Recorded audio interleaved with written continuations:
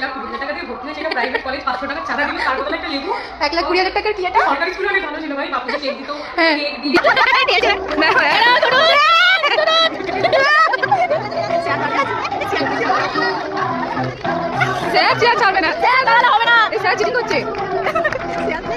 High, সকাল সকাল ঘুম থেকে উঠে রেডি হয়ে একটা get ready with me video shoot করছিলাম স্পোর্টসের পারপাসে।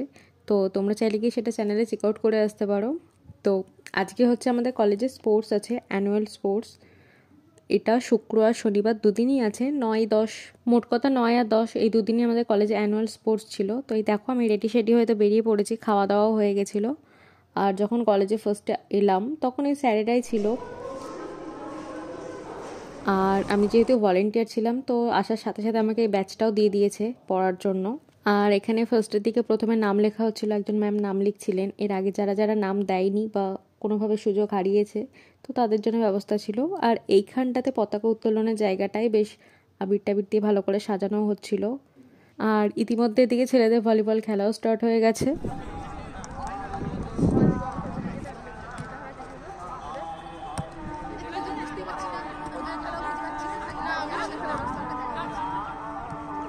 আর ওদিকে ভলিবলের সাথে সাথে এদিকে মেয়েদের জন্য ক্যারাম খেলার ব্যবস্থা ছিল, তো সেটাও চালু হয়ে গেছিলো।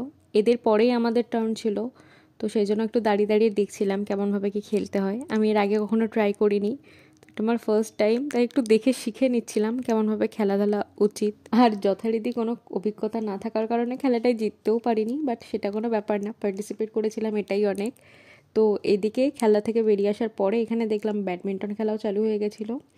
তো তারপর আমাদের একটু খিদে লেগে গেছিলো, অনেক বেলাও হয়ে গেছিলো, তাই আমরা একটু বাইরে খেতে গেছিলাম। তো বাইরে গিয়ে আর কিছু খাবার দাবার ভালো কিছু পাইনি, তো ওই এক প্লেট ঘুগনি নিয়েছিলাম, তো সেটাই খেলাম।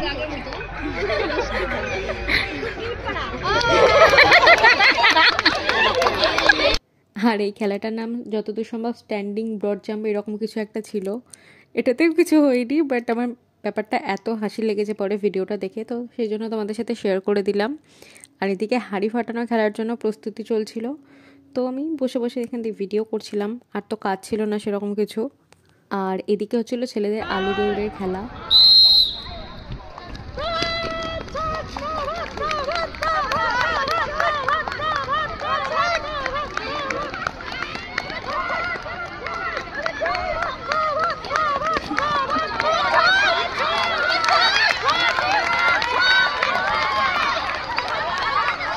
আর ওদিকে হাঁড়ি ফাটানো খেলা এত রুলস রেগুলেশন ছিল, এমনভাবে ব্যবস্থা করেছিল যে কারোর পক্ষে জেতা সম্ভবই ছিল না। তো অত কিছু দেখে আমি নিজেই নাম কাটিয়ে দিয়েছিলাম, বাট কোনোভাবে আনফর্চুনেটলি আমাকে যেতেই হয়।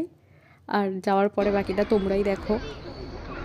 বেঁকে যাচ্ছে এই সোজা, চল কোথায় যাচ্ছিস?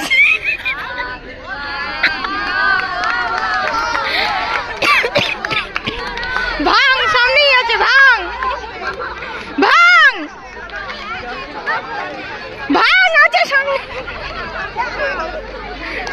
আরে ভাঙ রে,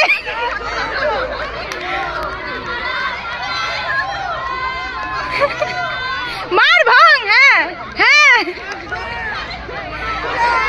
মার দিশা, মার মার মার মার মার মার।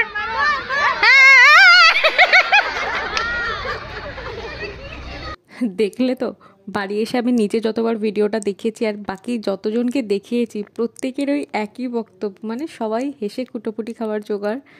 তো যাই হোক, এদিকে আমাদের খেলার দিন, প্রথম দিনকে লেবু দিয়েছিল, তো ওটা নিয়ে আমি বক্তৃতা দিচ্ছিলাম একটু।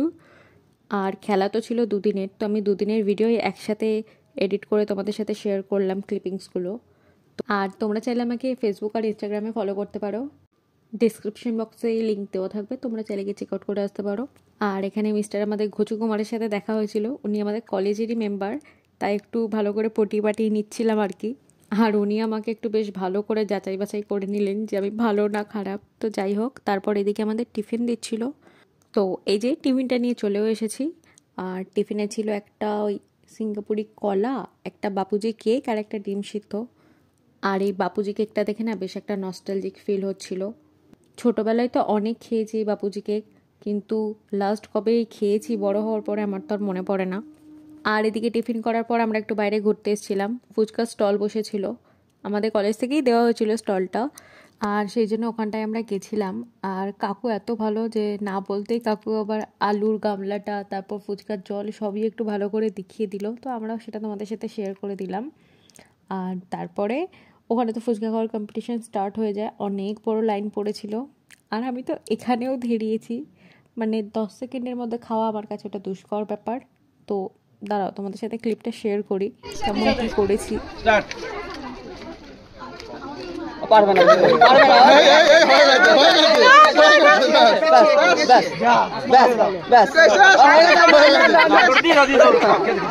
আর এখানে আমাদের টিচারদের জন্য মিউজিক্যাল চেয়ারের ব্যবস্থা ছিল।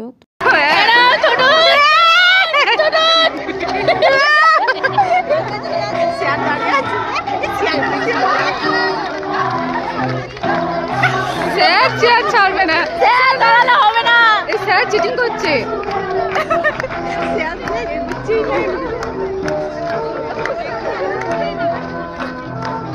ম্যাডামই বাদ হবে, এত ছুটলো মনে না।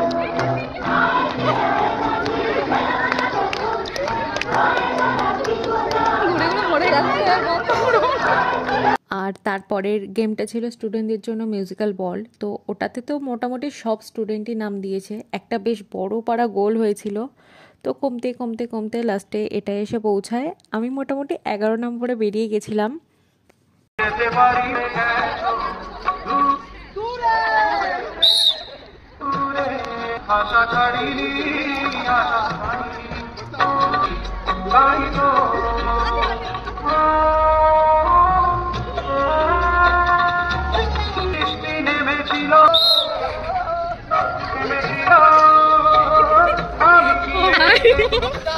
আর কোথাও খেলতে গিয়ে হেরে যাওয়ার পর মানুষ এরকম দাঁত বার করতে করতে চলে আসে, তো সেটা আমাদেরকে দেখে শেখা। খুব সুন্দর খেলেছি, লাস্টের দিক থেকে আর এখানে খেলা হচ্ছিল বাস্কেটবল। আর আমরা এখানে দাঁড়িয়ে দাঁড়িয়ে রোদের মধ্যে ওর ওড়নাটা মাথায় দিয়ে বসে বসে গসিপ করছিলাম দাঁড়িয়ে দাঁড়িয়ে কে কীরকম কে খেলছে।